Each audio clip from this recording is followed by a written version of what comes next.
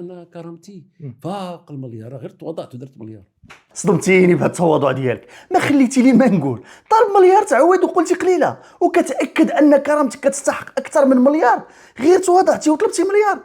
باص ليك والله تباص. دي ماشي الصحافه. في الولايات المتحده الامريكيه عاقبوا شخصا لانه فقط قال بانه تعرض للاهانات اكثر من 8 مرات. قالوا له لا، عندك غير 4 المرات، بحيث زيد 8 تقصد المساس بهذا الشخص هذا. ملي هضرتي على الولايات المتحده، راه عندهم محاربه الاثراء غير مشروع. ايوا ملي كتستدل بهم وكون بحالهم وما تحيدش هذا القانون وما تبقاش تمشي للبرلمان وتقول فين هما هاد الفاسدين.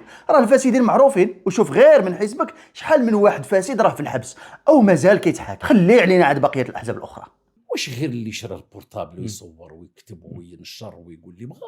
اللي شرا بورطابل من حقه يعبر على راسو. راه نتوما في هذه الحكومه باغيين تسدوا افواه المغاربه وبزاف على هذا الشيء. بنادم قتلتوه في جيبو كتزيدوا ديروا قانون باش تحرموا حتى يقول واك الحق.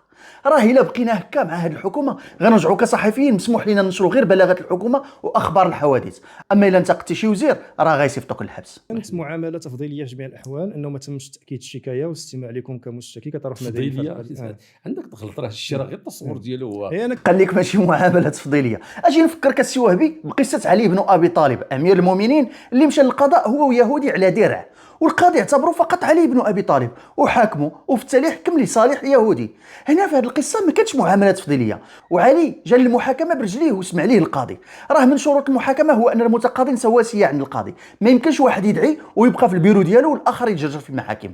راه كاين قضاة في التاريخ العربي كانوا من شده عدلهم الا كان المتهم واقف في الشمس خاص المدعي حتى هو يوقف في الشمس حداه باش ما يكونش واحد عنده تفضيل على الاخر. ما يمكنليش نجي نلقى جوج في الفندق نقول لهم راه كتمارسوا الجنس. ما يمكنش نلقى جوج سادين على في شي بلاصه في مكتب ولا شي حاجه. دابا جوج غيمشيو لوطيل ويكريو غرفه ويباتوا فيها، واش غيقراو لداخل 60 حزب؟ غير ما تحاولش وهبي تستحمر الناس. الا كنتي باغي تدافع على الحريات الفرديه قولها، ولكن باش تقول ان راجل ومراه غيباتوا في شومبر في لوطيل بجوج وما نقدروش نقولوا انهم كيمارسوا الجنس، راه هذه سابع المستحيلات.